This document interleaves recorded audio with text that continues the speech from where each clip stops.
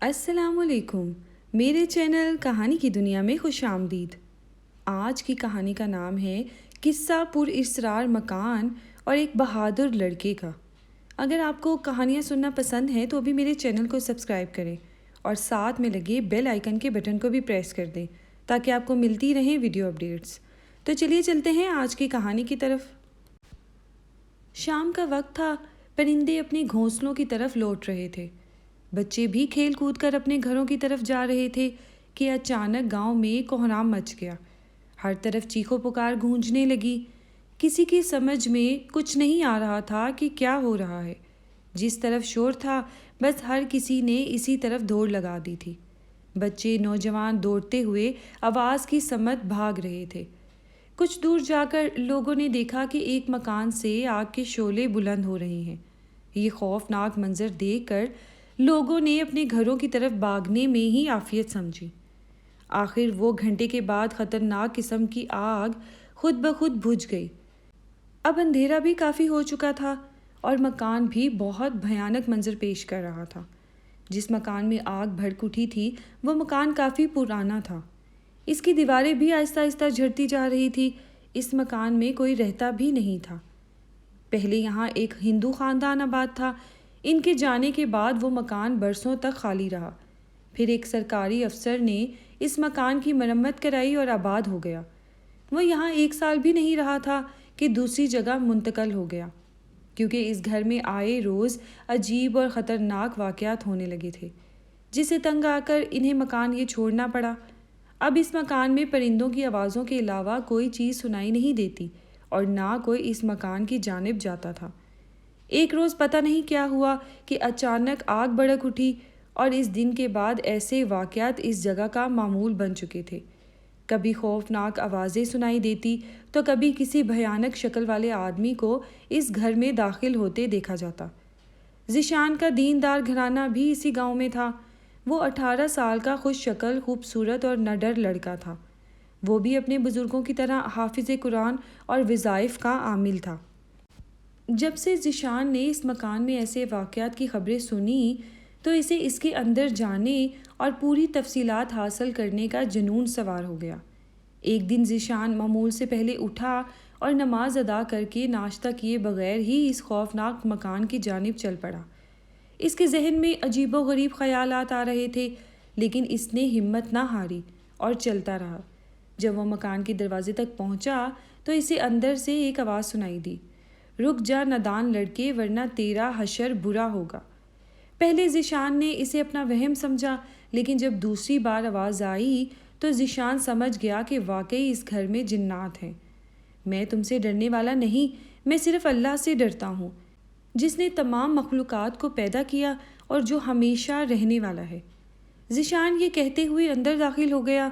مکان میں مکمل طور پر خاموشی چھا چکی تھی اور پرندوں کی چہچہاہٹ بھی بند ہو گئی تھی۔ خاموشی اتنی تھی کہ ذیشان اپنے دل کی دھڑکن بھی سن سکتا تھا۔ پیچھے سے کسی چیز کے گرنے کی آواز سے ذیشان چونکا اور پیچھے دیکھنے پر مجبور ہو گیا، لیکن وہاں کسی چیز کا نام و نشان تک نہیں تھا۔ ذیشان چونکا اور ایک کمرے کی طرف بڑھنے لگا۔ چلتے چلتے اسے اچانک خیال آیا کہ کچھ دن پہلے ہی تو اس گھر میں آگ لگی تھی، لیکن اب تو راکھ تک نظر نہیں آ رہی۔ ذیشان ابھی اسی سوچ میں ہی ڈوبا ہوا تھا کہ پیچھے سے کسی نے اس کی گردن پر ہاتھ سے زوردار ضرب لگائی اور سختی سے پکڑ لیا۔ وہ اپنی سانسیں رکتی ہوئی محسوس کرنے لگا۔ گلے پر دباؤ کی وجہ سے اس کی آواز بھی نہیں نکل رہی تھی۔ ذیشان نے گھومتے ہوئے بڑی مشکل سے اپنی گردن آزاد کرائی اور نیچے بیٹھ کر کھانسنے لگا، لیکن چند لمحوں بعد ہی اٹھ کر کھڑا ہو گیا اور ارد گرد کا جائزہ لینے لگا۔ حیرت کی بات یہ بھی کہ وہاں کوئی سایہ بھی نظر نہیں آیا، صرف غیبی حملہ ہوا تھا۔ ہمت ہے تو سامنے آؤ، چھپ کر کیوں وار کرتے ہو؟ ذیشان نے بڑی مشکل سے آواز نکالی، کیونکہ وہ بھوکے پیٹ ہی یہاں چلا آیا تھا۔ ذیشان کے کہتے ہی اس گھر میں قہقہے گونجنے لگے اور آواز آئی، نادان لڑکے اب بھی وقت ہے، واپس چلا جا، ورنہ اپنے انجام کا خود ذمہ دار ہوگا۔ نہیں، آج میں تمہیں ختم کر کے ہی جاؤں گا۔ آئے دن گاؤں میں تماشا بنایا ہوا ہے، سب گاؤں والوں کو تنگ کیا ہوا ہے، ذیشان نے گرجدار آواز میں کہا اور ایسا محسوس ہونے لگا جیسے پورا گھر ہل رہا ہو۔ ذیشان نے بڑی مشکل سے خود کو گرنے سے بچایا اور کمرے کی جانب بڑھنے لگا۔ نادان لڑکے، کمرے کی طرف مت جانا ورنہ تیرا حشر بہت بھیانک ہوگا۔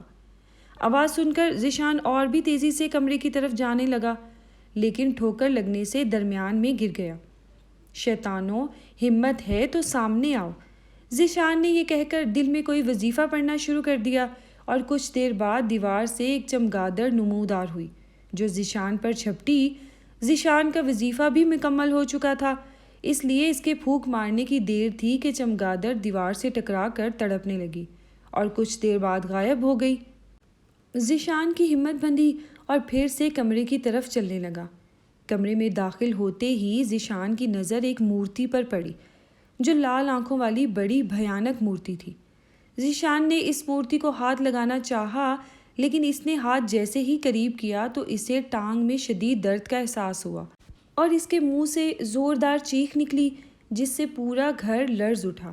ذیشان کے حواس بحال ہوئے تو اس نے دیکھا کہ مورتی کو ایک بھیانک اور زہریلے سانپ نے اپنی لپیٹ میں لے لیا ہے اور وہ سانپ پوری طرح اس مورتی سے جکڑا ہوا ہے۔ ذیشان نے کچھ پڑھنا شروع کیا تو سانپ مورتی کو آزاد کرتے ہوئے ذیشان کی طرف بڑھنے لگا۔ سانپ کے قریب آتے ہی ذیشان نے پھونک مار دی اور سانپ 2 ٹکڑوں میں تقسیم ہو کر غائب ہو گیا۔ اب ذیشان مورتی کی طرف بڑھا اور اسے سر سے بھی اوپر اٹھا کر زور سے نیچے پھینکا۔ مورتی ٹکڑے ٹکڑے ہو گئی۔ مورتی کے ٹوٹتے ہی گھر میں زوردار دھماکہ ہوا اور کئی بھیانک چیخوں کے ساتھ ہی پورا گھر بھی غائب ہو گیا۔ چیخیں ختم ہونے کے بعد جب ذیشان نے آنکھیں کھولی تو وہ یہ دیکھ کر دم بخود ہو گیا کہ کمرے کے بجائے خالی میدان میں کھڑا تھا اور گھر کا کوئی نام و نشان بھی نہیں تھا۔ ایسے لگ رہا تھا جیسے یہ میدان ایسے پڑا ہے اور وہاں کبھی گھر تھا ہی نہیں۔ اس وقت دوپہر کے 2:30 بج رہے تھے اور ذیشان کو بھوک بھی ستا رہی تھی، اس لیے اس نے گھر کا راستہ لیا اور کھانا کھا کر آرام سے سو گیا۔ شام کو جب سو کر اٹھا تو اس نے لوگوں سے یہ بات سنی کہ واقعی مکان کسی غیبی طاقتوں کا گھر تھا جو اب غائب ہو گیا۔ لوگ دور کھڑے اس مکان والی جگہ کا جائزہ لیتے ہوئے مختلف باتیں کر رہے تھے۔ ان لوگوں میں ذیشان بھی شامل ہو گیا اور کسی کو خبر تک نہ ہوئی کہ یہ سب ذیشان کا کارنامہ ہے۔ ذیشان لوگوں کی باتیں سن کر مسکرا رہا تھا۔ اس گاؤں کا چھپا رستم آج تک نامعلوم ہے۔